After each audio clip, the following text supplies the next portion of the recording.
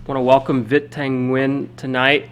He is the third writer in our Fiction and Forms reading series.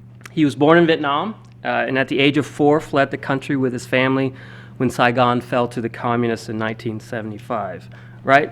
Yeah. His family first resettled in Pennsylvania, but then moved to San Jose, California, where Nguyen was raised. He is now an associate professor of English and American Studies and Ethnicity at the University of Southern California. He's the author of Race and Resistance, Literature and Politics in Asian America, and published this month, Nothing Ever Dies, Vietnam and the Memory of War. Both critical bookends, Viet has said, to a creative project whose fictional bookend is the novel The Sympathizer, one of the most critically acclaimed novels this past year. I want to tell you a little bit about how it's been acclaimed, because the list is quite long.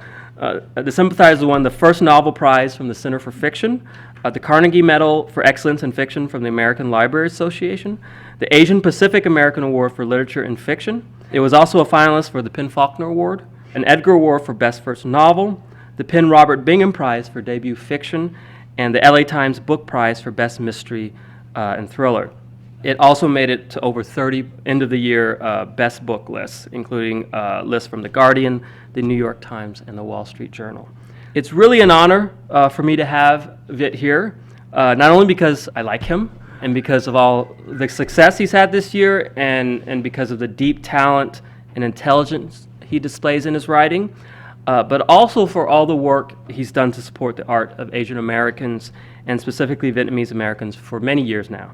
And beyond that support, he has, more importantly, with his creative project, given force and depth to a voice that was always there, but just not readily heard. The Sympathizer is many things. It is a spy thriller.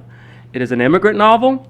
It is a novel about war and its endless aftermath, its perpetual evolution in our cultural imagination. It is also overtly and unabashedly a political novel that presents itself as an angry corrective to the many accounts of the Vietnam War in American popular culture. As Viet has written, all wars are fought twice, the first time on the battlefield and the second time in memory. And even though the U.S. lost the war in Vietnam, it has, in a sense, fashioned itself a victory in the decades since by putting itself at the center of its literary, cinematic, historical recounting of the conflict, even when it is severely critiquing itself. Into this tradition, Viet asserts the narrator of The Sympathizer, a perspective that privileges for once the Vietnamese political and philosophical voice. He is half white, half Vietnamese, a spy who works for both the communists and the South Vietnamese, whose sentiments, behavior, and struggle in the novel embodies both the humanity and inhumanity of all the sides in this conflict.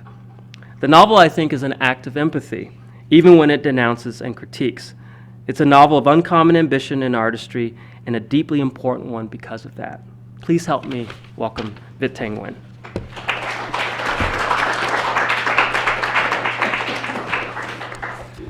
Thanks, Vu. I think that's also particularly meaningful for me because, as some of you have already heard, Vu and I, we didn't go way back, but I knew of Vu many years ago when we tried to get him to come to USC in our creative writing PhD program, and of course he didn't come, and did something much better in Las Vegas. But eventually, we saw the fruits of that project in Dragonfish, which is a great novel. I really loved reading that book, and so it's very meaningful for me to be invited by someone who is as accomplished as Vu too. Basically, these two books come out of a lifelong project of mine, inarticulate at first and increasingly articulate as I got older, about grappling with what the Vietnam War means, both for Vietnamese and Americans, and then increasingly for other populations as well.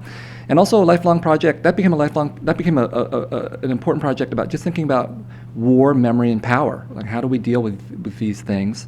First for me as a novelist, but then also for me as a scholar. How do I think about these things in a more explicit way outside of what I can do in fiction? So I'll focus mostly on The Sympathizer, like I said, but I'll give you a bit at the end about Nothing Ever Dies, which will explain a little bit about where The Sympathizer is coming from. So The Sympathizer, is about a communist spy in the South Vietnamese army, and the novel begins in April of 1975 as Saigon is about to fall or be liberated, depending on your point of view. And of course, he, as a spy who is of two sides, sees this historical event from both perspectives. And his job is to flee with the remnants of the South Vietnamese army to the United States, where his mission is to spy on their efforts to take their country back. And this really did happen. I grew up and I saw some of these accounts of South Vietnamese veterans who had not yet given up the war. So part of the novel deals with that, but when he gets to California, to Los Angeles, he also, like the other refugees, has to make a living. So one of the ways that he does that is to become the authenticity consultant on a movie, an epic war film about the Vietnam War, soon to be shot in the Philippines. And in this scene that I'm going to read, he has just met the director of this film for the first time, known only as the auteur. And you're going to encounter a couple of other characters, his boss, known only as the general, and the boss's wife, Madam. After I descended from the auteur's home to the general's, I reported my first experience with the motion picture industry to the general and Madam, both of whom were infuriated on my behalf. My meeting with the auteur had gone on for a while longer, mostly in a more subdued fashion, with me pointing out that the lack of speaking parts for Vietnamese people in a movie set in Vietnam might be interpreted as cultural insensitivity. Do you not think it would be a little more believable, I said, a little more realistic, a little more authentic, for a movie set in a certain country, for the people in that country to have something to say, instead of having your screenplay direct, as it does now, cut to villagers speaking in their own language? Do you think it might not be decent to let them actually say something, instead of simply acknowledging that there's some kind of sound coming from their mouths? Could you not even just have them speak a heavily accented English? You know what I mean. Ching Chong English? Just to pretend they're speaking in an Asian language that somehow American audiences can strangely understand? The auteur grimaced and said, "Very interesting. Great stuff. Loved it, but I had a question." "What was it?" "Oh yes. How many movies have you made?" "None. Isn't that right?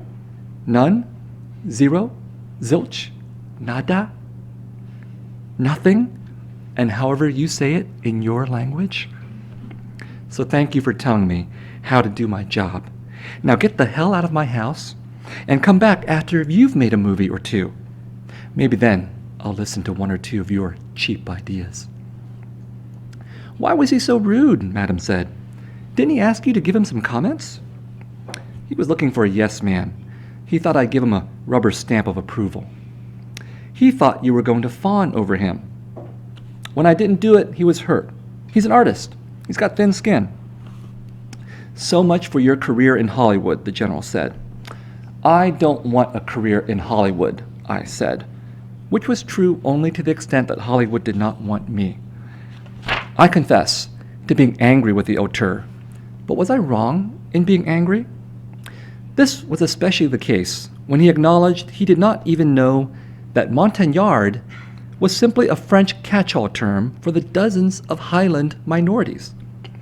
"What if," I said to him, "I wrote a screenplay about the American West and simply called all the natives Indians?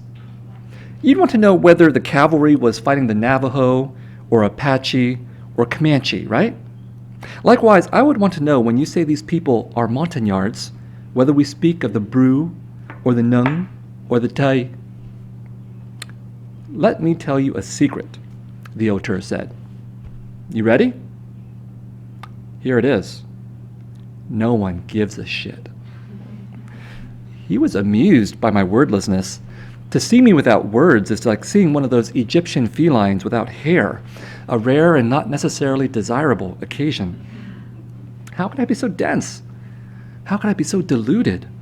I naively believed that I could divert the Hollywood organism from its goal, the simultaneous lobotomization and pickpocketing of the world's audiences. Hollywood did not just make horror movie monsters, it was its own horror movie monster, smashing me under its foot. I had failed, and the auteur would make the Hamlet as he intended, with my countrymen serving merely as raw material for for an epic about white men saving good yellow people from bad yellow people. I pitied the French for their naivete in believing they had to visit a country in order to exploit it. Hollywood was much more efficient, imagining the countries it wanted to exploit. I was maddened by my helplessness before the auteur's imagination and machinations. His arrogance marked something new in the world, for this was the first war where the losers would write history instead of the victors, courtesy of the most efficient propaganda machine ever created, with all due respect to Joseph Goebbels and the Nazis who never achieved global domination. Hollywood's high priests understood innately the observation of Milton's Satan, that it was better to rule in hell than serve in heaven, better to be villain, loser, or anti-hero than virtuous extra, so long as one commanded the bright lights of center stage. In this forthcoming Hollywood trompe-l'oeil, all the Vietnamese of any side would come out poorly, herded into the roles of the poor, the innocent, the evil, or the corrupt. Our fate was not to be merely mute. We were to be struck dumb. So part of the novel also deals with memory. Like, what does it mean to lose your country? What does it mean to long for it? And certainly growing up in the Vietnamese American refugee community in the United States, I was constantly surrounded by this sense that people were suffering. They had lost everything, not just their country, but oftentimes many of their relatives too, and identities. And so, this sense of longing for the past and of missing the home country was very powerful. And I wanted to address that in the book, but I also, wanted to acknowledge that for all that the Vietnamese people here in the States were suffering, they also knew how to have a good time. So if you know anything about Vietnamese people, they love to sing, dance, drink, and hang out in nightclubs. And so this next scene takes place in a nightclub in Los Angeles, and also based on a true story, that soon after the Vietnamese refugees arrived, one of the first things they did was open this nightclub in Los Angeles, and this became the eventual basis for something called Paris by Night. How many people have heard of Paris by Night? A few. Well, if you know anything about Vietnamese people, Paris by Night is a very famous song and dance extravaganza that is now in about 120 episodes, and it's a huge production. And now it's filmed in places like Las Vegas and Paris. And in the 1980s and 1990s, these things were being sent back to Vietnam on videotape. And it was the major form of entertainment because the Vietnamese people in Vietnam could not produce anything like this, right? But this is the modest origins of something like Paris by Night. Our narrator goes to this nightclub and he encounters a woman who is the forbidden fruit, Lana, who is the daughter of his boss, the general. Now known by just one name, like John, Paul, George, Ringo, and Mary, Lana stepped on stage, clad in a red velvet bustier, a leopard print miniskirt, black lace gloves, and thigh-high leather boots with stiletto heels. My heart would have paused at the boots, the heels, or the flat, smooth slice of her belly, naked in between miniskirt and bustier. But the combination of all three arrested my heart altogether and beat it with the vigor of a Los Angeles police squad. Pouring cognac over my heart freed it, but thus drenched it was easily flambéed by her torch song. She turned on the heat with her first number, the unexpected I'd Love You to Want Me, which I'd heard before sung only by men. I'd Love You to Want Me was the theme song of the bachelors and unhappily married males of my generation, whether in the English original or the equally superb French and Vietnamese renditions. What the song expressed so perfectly from lyric to melody was unrequited love, and we men of the South loved nothing more than unrequited love. Cracked hearts are primary weakness after cigarettes, coffee, and cognac. Listening to Lana sing, all I wanted was to immolate myself in a night with her to remember forever and ever. Every man in the room shared my emotion as we watched her do no more than sway at the microphone, her voice enough to move the audience, or rather, to still us. Nobody talked, and nobody stirred, except to raise a cigarette or a glass. An utter concentration, not broken for her next slightly more upbeat number, Bang Bang, My Baby Shot Me Down. Lana's version of Bang Bang layered English with French and Vietnamese. The last line of the French version echoed Pham Dui's Vietnamese version, We will never forget. In the pantheon of classic pop songs from Saigon, this tricolor rendition was one of the most memorable, masterfully weaving together love and violence in the enigmatic story of two lovers who, regardless of having known each other since childhood, or because of knowing each other since childhood, shoot each other down. Bang Bang was the sound of memory's pistol firing into our heads. For we could not forget love. We could not forget war. We could not forget lovers.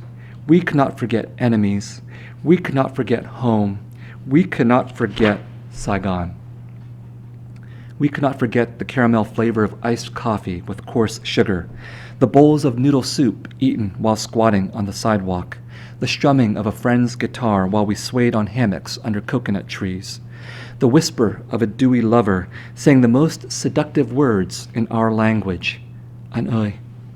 The working men who slept in their ciclos on the streets, kept warm only by the memories of their families, the refugees who slept on every sidewalk of every city, the sweetness and firmness of a mango plucked fresh from its tree, the girls who refused to talk to us and who we only pined for more, the men who had died or disappeared, the streets and homes blown away by bombshells, the streams where we swam naked and laughing, the secret grove where we spied on the nymphs who bathed and splashed with the innocence of the birds, the shadows cast by candlelight on the walls of wattled huts, the barking of a hungry dog in an abandoned village, the appetizing reek of the fresh durian one wept to eat, the sight and sound of orphans howling by the dead bodies of their mothers and fathers, the stickiness of one's shirt by the afternoon, the stickiness of one's lover by the end of lovemaking, the stickiness of our situations.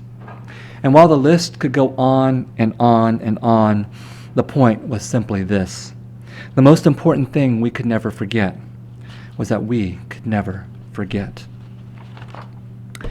So I have a lot to say in the novel, and we can talk about that, but I evidently didn't have enough room, so I had to go on and write another book called Nothing Ever Dies, and I just want to read the paragraph from the prologue of this book. And as Vu said, I think of these two books as the bookends of a larger project of war and memory. One is the novel, deals with it in fiction, and one is nonfiction, a cultural history that takes up how many different countries have remembered the Vietnam War, from Vietnam to the United States to Laos, Cambodia, South Korea.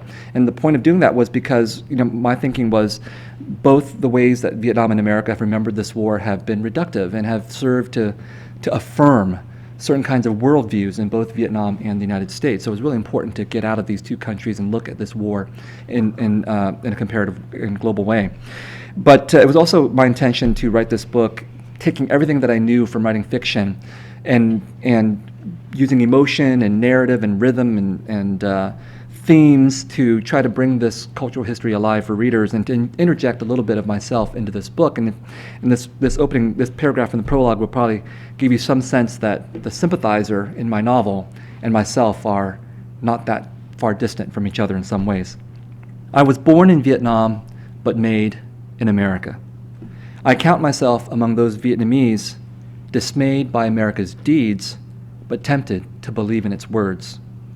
I also count myself among those Americans who often do not know what to make of Vietnam and want to know what to make of it. Americans, as well as many people the world over, tend to mistake Vietnam with the war named in its honor, or dishonor, as the case may be. This confusion has no doubt led to some of my own uncertainty about what it means to be a man with two countries, as well as the inheritor of two revolutions. Today, the Vietnamese and American revolutions manufacture memories only to absolve the hardening of their arteries. For those of us who consider ourselves to be inheritors of one or both of these revolutions, or who have been influenced by them in some way, we have to know how we make memories and how we forget them so that we can beat their hearts back to life. That is the project, or at least the hope, of this book. Thank you.